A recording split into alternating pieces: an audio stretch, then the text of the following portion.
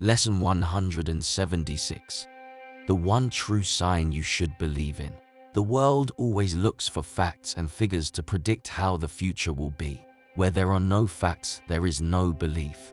And where there is no trend, there is no future. People are so desperate to see the sign from God so that they would believe He is real, but none of them will be given. In the times of Jesus, the people in that generation saw the great wonders and miracles and unfathomable wisdom, but yet they rejected Him and killed Him. This is because the truth never fit their narrative, and they decided to hold to what they believed to be truth. Be careful, because things like this will happen to this day and age where people will call evil good and good evil. Because the truth always makes you uncomfortable and it doesn't fulfill the desires of your flesh. But remember, the flesh always crave the things of this world and not the things of God. It is only when you desire the things of God is where you will fulfill your soul and spirit and move in the right direction. You must make a deliberate decision to bury your flesh so that the Spirit of God takes control. Jesus also said that, if the eye causes you to sin, take it off. If your hand causes you to sin, cut it off. It is better to go heaven one-eyed or one-handed than have both and suffer into the lake of fire. You must deny yourself the thing you crave so that you won't lose direction.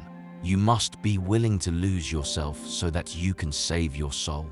For some people, by the look of the sky and the clouds can predict the weather. For others, when they see the market trends, they can predict the economy. But the times and of where you came from and where you are going can you predict? In human understanding, we predict things with the hope that it will happen.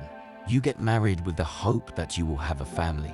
Even though these things are scientifically proven, you need faith and be hopeful that it will work out the way you expect. Being a Christian, faith is key.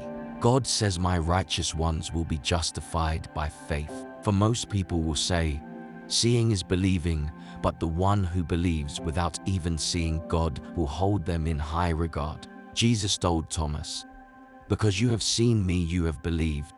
Blessed are those who have not seen and yet have believed." John 20:29.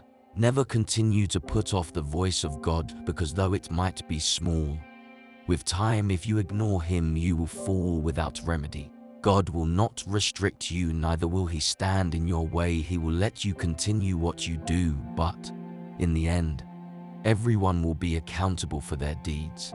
It is better to stay humble and be open to learning than to allow pride to take over your way of life. Remember, pride comes before destruction. There is no sign that will be given to this wicked and adulterous generation than the sign of Jonah.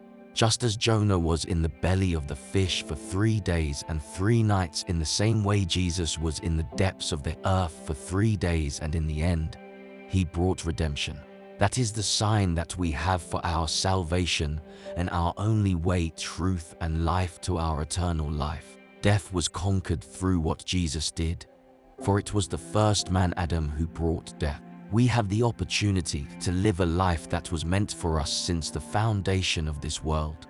We now live in the world where there is turmoil, pain, and death.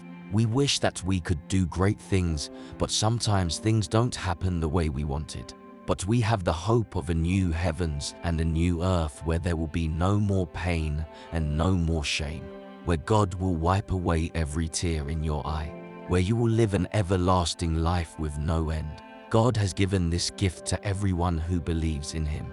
So, we fix our eyes not on what is seen, but on what is unseen, since what is seen is temporary, but what is unseen is eternal. 2 Corinthians 4:18.